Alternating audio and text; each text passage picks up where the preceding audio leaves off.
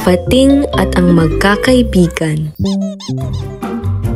Sa isang malalim na kagubatan, may 5 magkakaibigan.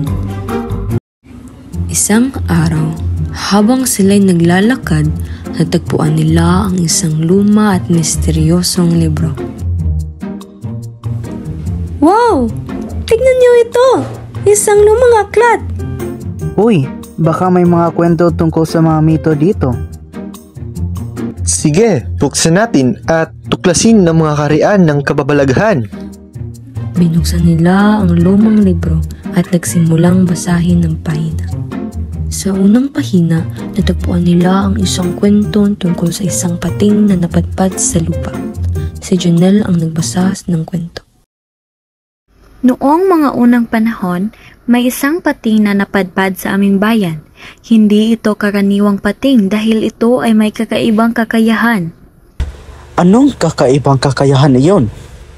Sa ikalawang pahina, nakasulat na ang pating na ito ay kayang makipag-usap sa mga tao at magkaroon ng kaibigan.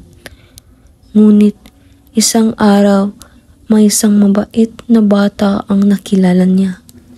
Anong nangyari pagkatapos? Habang patuloy na binabasa ni Jonel ang kwento, napagtanto nila na ang pating ay hindi naging masaya sa kanyang kaibigan. Bakit hindi siya masaya? Ang pating ay makakapag-usap at makakapagkaibigan naman. Siguro may isang dahilan kung bakit hindi siya masaya. Nalaman nila na ang pating ay nagiba ang ugali at naging makasarili. Hindi na niya iniintindi ang iba. Nagdesisyon ang 5 magkakaibigan na gawin ang tamang bagay.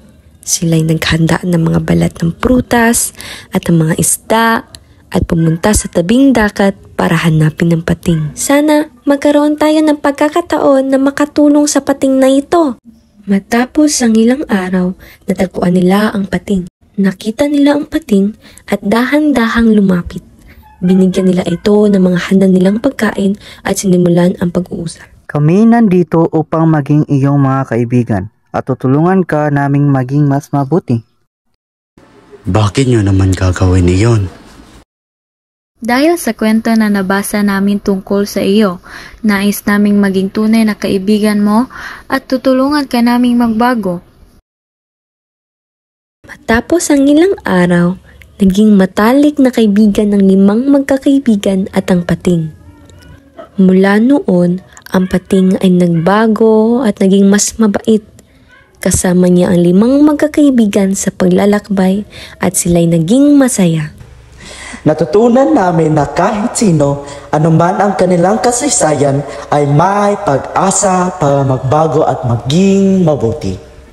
Matapos ang kwento, ang 5 magkakaibigan at ang pating ay nagtulungan upang mas maging mabuti at masaya ang kanilang buhay. At doon nagtapos ang kwento ng magkakaibigan at ng pating na nagkaroon ng pagkakataon na magbago at magkaroon ng tunay na mga kaibigan. Naway tandaan natin na ang tunay na magkakaibigan at pag-asa ay palaging posible. Ang pating at ang magkakaibigan.